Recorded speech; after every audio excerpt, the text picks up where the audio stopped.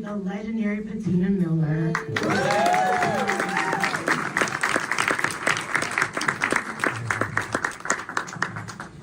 Thank you all so much for chatting with me about this season 4 premiere. It is intense, it is fun, it is a ride. So the first thing I want to dive into really is with you, Sasha, because Unique was supposed to be dead. But Joey Badass came to you and said, you know what, I don't really feel like dying right now. So how did that resurrection change not just the trajectory of this season, but of the show as a whole? Right, I mean, it wasn't quite that simple, I'll be honest. He died, and he came back to life, then he wanted to die again, and there was a lot of back and forth with Joey. I think, a lot of people you cut a lot of smoke for that, because people are like, oh, you made a choice just based on Joey's touring schedule, which was not what it was. But, I think for me, that was a character that I saw a real long runway for. And Joey is a rock star, and we had always talked, like, look, at a certain point, and then he loved the role. And I think in some respects, it changed his life, just like the show has changed kind of all our lives. And he was like, I'm done. And then it's funny, we were actually fitting him, we were making a model of his body for him to be dead.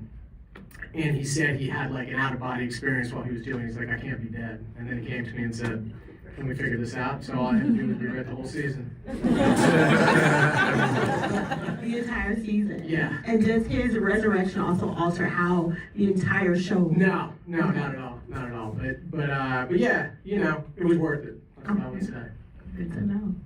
Now for you, Patina, I think that we see Rock, especially in this episode, really, she's always been pragmatic about her feelings. She's always been like, we just have to get through and get done. But in this episode, we see her have an abortion, and she has that same, like, let's get through it, let's get it done. What has stuffing her feelings cost her personally? I think it's cost her a lot, but also I think it's saved her in many respects too, you know what I mean? I mean, her being a woman in this world, working off of feelings, that was never going to get her anywhere, I mean, Neek says in the beginning of the show when they're going toe to toe, and he says something about she's a mother, it's different when you're a mother, he came from inside of you, and she's like, no, you have a kid too. They expect her to move with emotion, and she just doesn't. And I actually think that's quite interesting, and it saves her a lot. I don't think it's cost her as much as it saved her. I mean, obviously it's, her son. But to the streets, sorry, at home, it probably wasn't the best idea to do that, so, Makes sense. Now, speaking of, for you, Makai, do you think that Rock and Kanan have officially reached a breaking point? Is there no coming back for them? I think that's a thing that throughout season 4, throughout the entirety of the show, that's the overall question always. Is like, how far is too far? You know what I'm saying? We're telling a story about love. We're telling a family drama. You know what I'm saying? This is the inner workings of the relationship between a mother and a son, and what they're doing and what they're willing to put up with in the name of love, what they're willing to protect, what they're willing to hold on to. So that's the constant question that's being asked, and I think especially in season 4, we kind of peel back a little more into the whys of why that is the question, where we get to figure out a bit more if that actually is the truth. But I don't think I still don't think there's a full resolution to that just yet. Interesting. I'll be excited to see how it all pans out. Now for you. We don't really know how, but we don't know. Now for you, Windows. So Snaps and Pop, they are these huge puppet masters. Like, they're very fly, very cool, very even, but they're really pulling the strings, especially this season. So how are they benefiting from the animosity between Kanan and Rock? Well, they see it immediately. That's the thing about our characters. We kind of see the flaws in people and always look for that place where we can take advantage. However, can this benefit us? It's like water seeking its level. And, you know, from the beginning, we see it's Shakespearean. You know, we know Rock, and we go all the way back. You know, this is Hamlet and his mother. Mother, you have my fault, much offended. And we're like, okay. And it is the power struggle of the Scottish king and his wife, you know, tomorrow, and tomorrow. Macbeth. And it's that, and we see that struggle, and we say we can take advantage of it. And that's the way we've made our living, and that's the way we do that with everyone. We can't talk about that because that's coming up. They've also been around for a while. They have experience that I think they've seen stuff. You know, there's a great scene with Wendell and Patina and Erica, who plays Pop, where they're sitting across from each other, and Snaps basically says, "Look, you're reading from the book we wrote."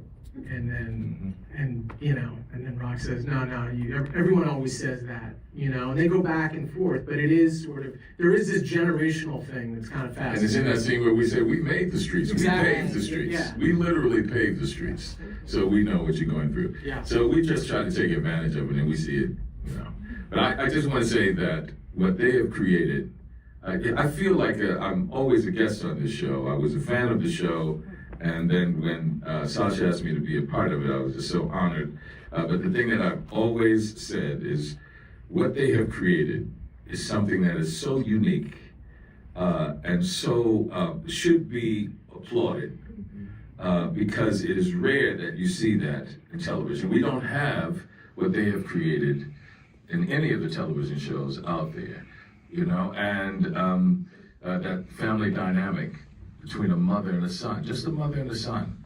And I would dare say that Patina Miller is doing some of the finest work, not in television, history. This is a defining role. This is a defining portrayal that attention must be paid. Attention must finally be paid.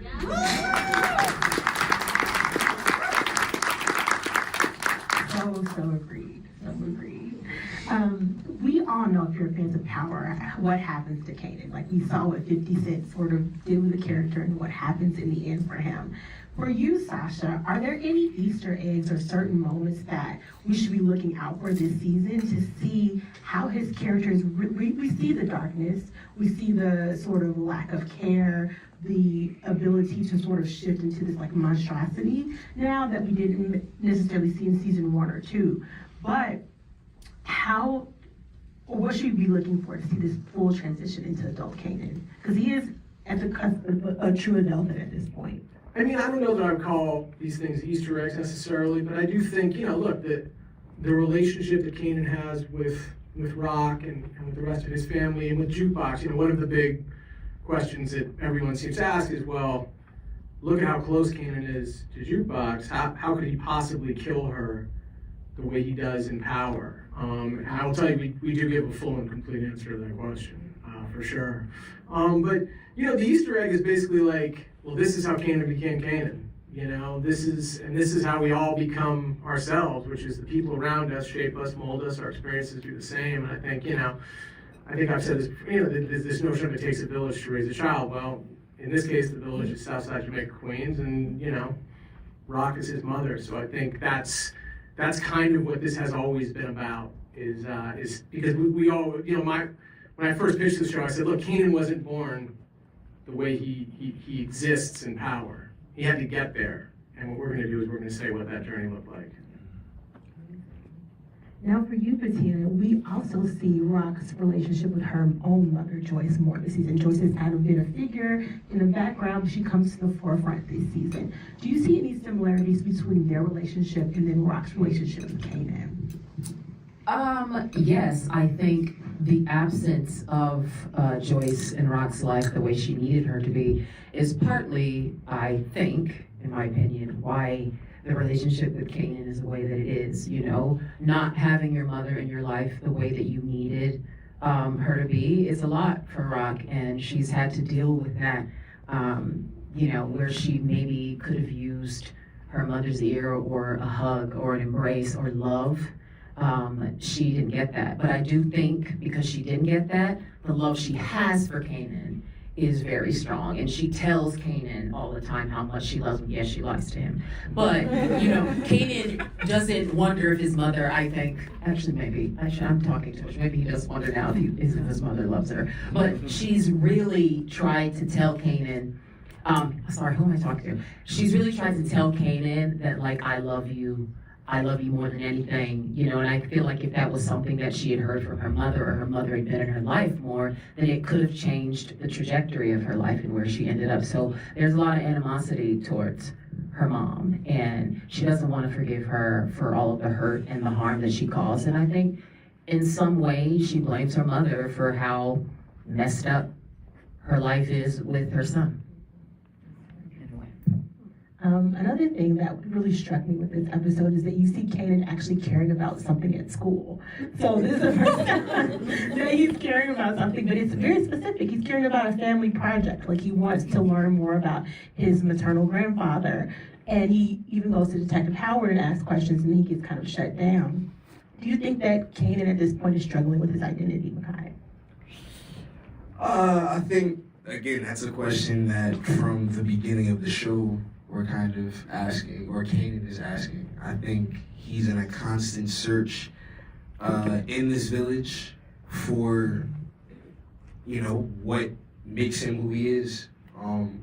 He's gotten some of the answers through his mother, through his uncles, but there's still something missing. There's still, I think in the same way that Rock feels, there's a slight hole in her parental need, is the same sort of unknowingly hole that Kanan is trying to fill. And the excitement in getting to learn more about the legend of a family member, this being another pillar, another example of who Kanan comes from. We're talking about Grandpa Elijah, which is, this is the example Uncle Lou has, this is the example Uncle Marvin has, this is the example that Mom has. And to learn more about that, to learn more about himself, I think that's what makes Kanan care about the school, not the escalators. That makes sense. For you, Wendell, you said prior to joining the show, you were a fan of the show. What has surprised you as a character who is in it, but kind of on the peripheral of the Thomas family? What has shocked you about that dynamic? Well, the thing, I think as a fan of the show, and also my character, is the realization of the affirmation, reaffirmation of the fact that nothing counts so much as family, even when it's dysfunctional, because it is the most impactful conglomerate of people that's going to impact who you become and who you are. It is the best connection to your past as he goes through his journey of trying to figure out who his grandfather was. And they are going to be there in the present, have an effect on you in the present, whether it's good or bad, and most likely be there for you in the future. And nothing counts so much as family. And how that impact affects you is the thing that you have to be careful with.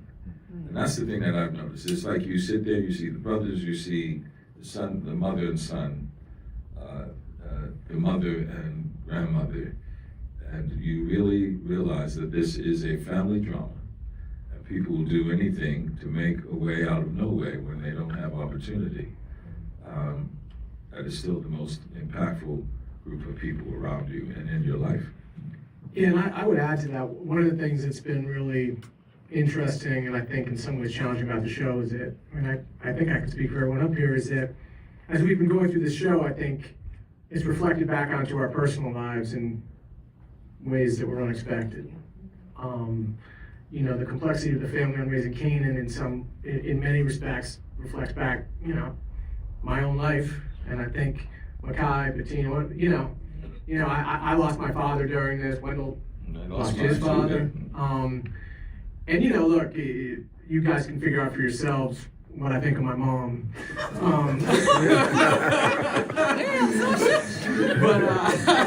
but no, I mean for real, like that's part of the journey that we have all taken collectively here. And by the way, it isn't easy. I'll be very honest. It's not easy. It's you do realize things as we've been doing this that have been intensely profound. And I have to say, even watching the episodes myself, sometimes I'm like, oh shit. Like, I didn't realize that about myself, and that's something I got to figure out now. But it's a real thing. I think that's, when you do the work that these guys do especially, that's a huge part of the work, right, is finding it in yourself. And sometimes the places you have to go to find that, it's not comfortable. Yeah, it's not And it can be really, really hard. And so, as much as this show has suspense and action, you know, the real work is always going to be the emotional stuff, because if that isn't there, you're not going to believe shit that happens on the screen, ever. Yeah. One thing that really struck me about this particular episode, because it's from Unique's perspective, of how much perspective can shift everything. So how much did you have to think about that in sort of retreating back in time and writing this particular episode? Because he sees things very differently than what the audience sees. Right, I thought there was like this really interesting opportunity to be like, well, here's the stuff you didn't see. You know, like, here's the scenes you didn't see. Because, you know, when you watch television, oh, we've seen everything. Then I thought there was this really interesting opportunity to dig deeper and look at it from a different point of view. And so that's what really intrigued me about doing this, right? Because this stuff is happening at the same time that other stuff happened in season 3. And there were, you know, the network was nervous at first, like, well, we haven't really done this. But, you know, I thought it was a real opportunity. Like, for example, you bring up Rock having the abortion. It's just a real interesting opportunity to dig deeper into the characters. And you know, when you're a writer, that's always the most fun. Well, it was just really cool, I think, to see that and to see this rage come out of this character. Because we know what happened, but he doesn't see it that way. This episode is also, I think you talked about how much Rock is always telling Kanan, like, I love you, you can hate me, but I love you, Patina. So do you think she actually knows how to love? I think she knows how to love in the way, I mean, sure. She knows how to love, like, I mean, that's a hard question, because, I mean, I think she's doing her best. I think, like, she literally is doing her best, you know, like, the way that she's been raised, the way that she left home at 15, and, you know, the people who showed her love, how she's been shown love with her mother, the people around her, the streets. I think she's doing the best she can, you know, and it's not perfect, right? Like, it's not a perfect display of love to Kanan, but it's her version of that.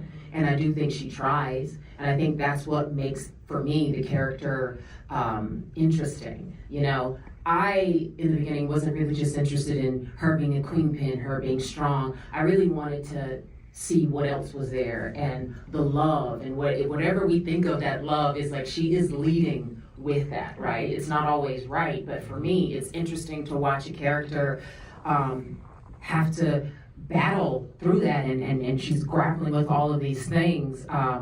And for me, like I said, that's always the thing that I'm most interested in doing the opposite than what's on the page, or just, you know, her being a queen pin and being hard in the streets. But how can I make her fully three-dimensional and bring out all these different layers and different sides of her? So yeah, I do think she knows how to love. So I'll say that, yeah. I think that's one of the things that's really attractive about it, because, you know, she has a real deep humanity and a real huge capacity for love. Yeah. And when she doesn't share that love, you know there's a reason for it. That there's a wall that has come up, or there's some protection that she is protecting her own heart, right? But the thing is, you can always see that she has a huge capacity for love. And the reason she doesn't allow you to experience it is a good reason in her mind, a real reason. And that's the reason that you're drawn to her, because it's like a cautionary tale. If you're going to love, at what expense, right? What is the cost of loving someone, you know? And when when should you not share that love? Because the cost is too high. Now that's the thing that I see, that's the journey I feel that I take with her. I think that's a wonderful perspective, and I see that as well. Now for you, Makai, I think Kanan has worked so hard to become more like his mother, more like Lou, more like Marvin. Do you think he likes who he's becoming? I don't think, I think that's the interesting part in his art for me, is it starts as this kind of like bright-eyed, excited about this thing. Again, there's this legendary tale of who his mother is, this legendary tale of who his father is. He sees the examples, he sees the cool cars, he sees the clothes that unique and his uncles are in. But the story I think we're telling is even in 101, Rock kind of has that moment with him where it's like, okay, you know, if you're gonna do this, that bullet is out there with your name on it. You know what I'm saying? I think Kanan has had to adapt to the choices he's made. I think he's had to adapt to the exact environment and the choices that his mother knew he was going to have to make stepping into that light. I think that's what everybody around him is trying to keep him away from. So I don't think it's that he doesn't like who he is. I think he's just, it's more of an acceptance thing. You know what I'm saying? I think he's rolling with the punches of what he's become at this point. You know what I mean? You're seeing him grapple with this newfound depth or this newfound understanding of the world around him and what he's also been instilled and taught from day one, which is that huge capacity for love. I love that. Now for you, Wendell, I'd love for you to share about the rapport that you built with Erica Wood, who's mostly your scene partner. She plays your wife, Pop, on the show. What kind of rapport have you guys built? Because their marriage and dynamic is so interesting to watch. Well, we spend a lot of time building that rapport. It's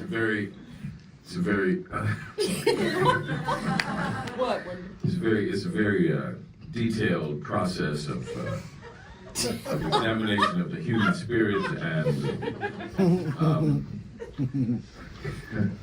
so one day on the set,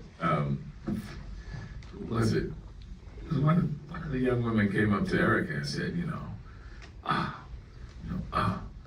Erica, are you cool with that? She said, what? He touching you and everything, we could go talk to the producers or whatever, And Erica said, no, I kind of know Wendell, we're involved. She said, oh, I was wondering.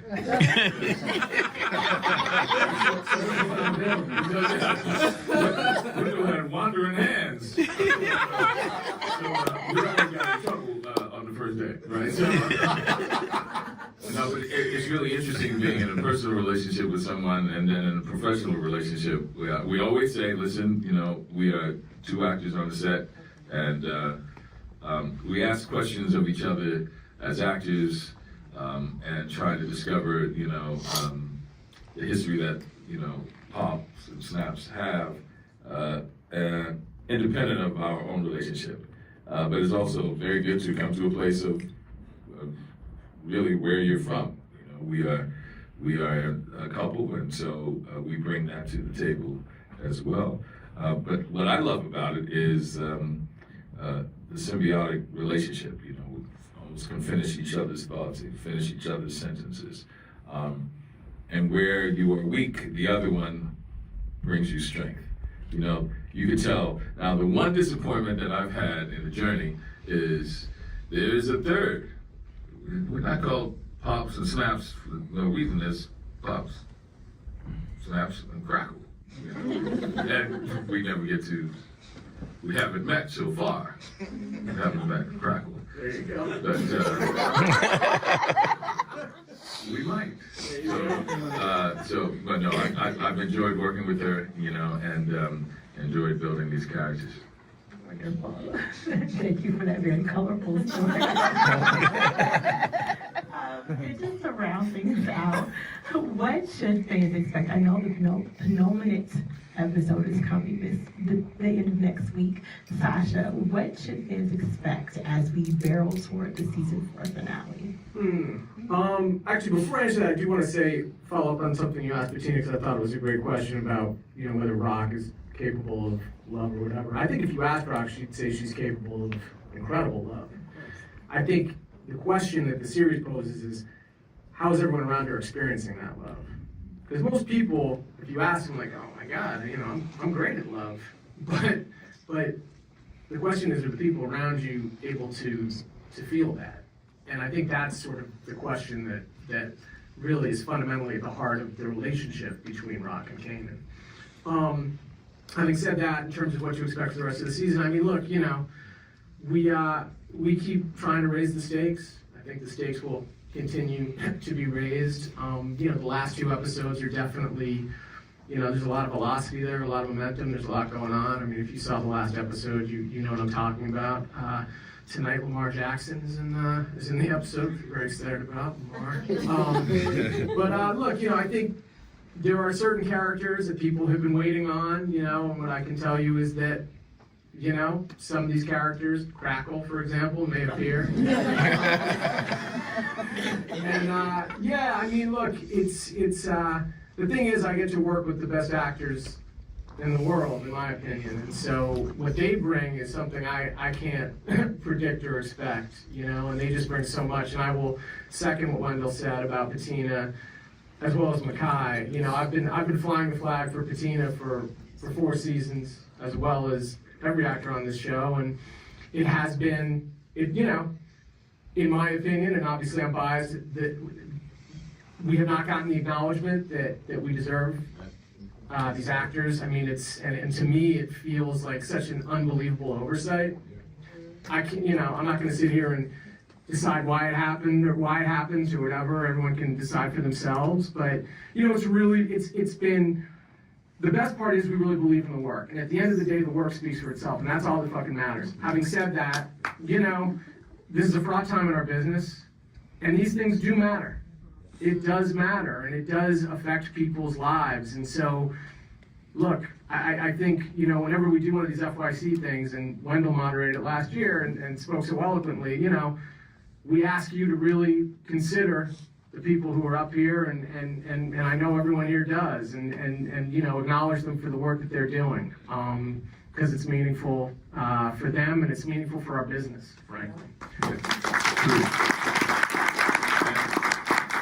Really, I'm in an interesting position because I came to the show later and recurring on the show, so I'm able to be a part of it and be a fan and watch it. And what they have created is something that is absolutely stellar and absolutely some of the finest work in our business. And it's because of certain things that certain shows will get attention and other shows will not. I think it's important to realize, and I always make this example, as I said last year, I was on a show called The Wire. Mm-hmm. And The Wire got no attention. None. Not one Emmy nomination in its history. And then years go by and it's proclaimed as one of the best shows in the history of television.